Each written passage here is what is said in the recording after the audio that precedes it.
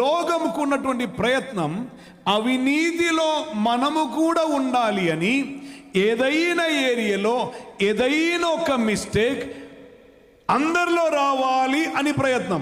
ఏ పాపము లేకుండా ఒక్కరే ఉండను, ఆయన యందలి విశ్వాసం ద్వారా తప్ప విమోచన కలుగదు. A believer, a person who says, who has faith, ఆ వ్యక్తి చేస్తున్న కార్యం మై ఫెయిత్. నో, యేసయ్య దగ్గరికి స్వస్థత కోరుతూ వచ్చినటువంటి వ్యక్తులు స్వస్థత పొందుటకు వచ్చినప్పుడు వారిలో కలిగిన విశ్వాసముతో యేసు దగ్గరికి వచ్చారు. వారు స్వస్థత పొందిరు, నిజమే. ఆ విశ్వాసం స్వస్థత కొరకు, అనగా నీ విశ్వాసం, నీలో ఉన్న విశ్వాసం నీ స్వస్థత కొరకు.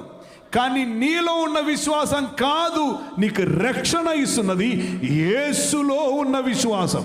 Your faith can heal you, but your faith cannot bring salvation. The faith of Jesus Christ, the faithful, brings salvation. And how that is being applied? You are believing that He is faithful. If you try to be faithful, I know that we all will fail one or another area. But there is only one who is faithful, and put your trust, confidence in Him, that He can sustain you, that He can deliver you, that He can bring you out of all these struggles, these trials and these troubles. He can bring you out. You cannot come by yourself.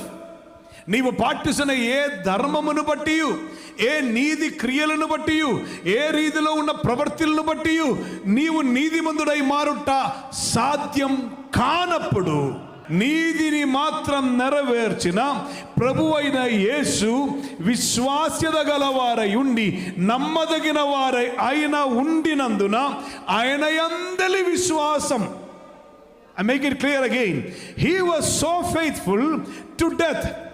He was obedient, He was faithful. ఆయన నమ్మదగిన వారై ఉండను, ఆయనను నమ్ముట వలన మాత్రం మనకు విమోచన. Not putting faith in yourself that I am saved. No, you cannot be. నేను కొన్ని మంచి కార్యలు చేసి నేను మంచివాడినై మారుతాను అనుకుంటే అది భ్రమ, అది సాధ్యం కాదు. నీతి క్రియలను బట్టి ఎవరునూ నీతిమంతుడై మారట్లేదు.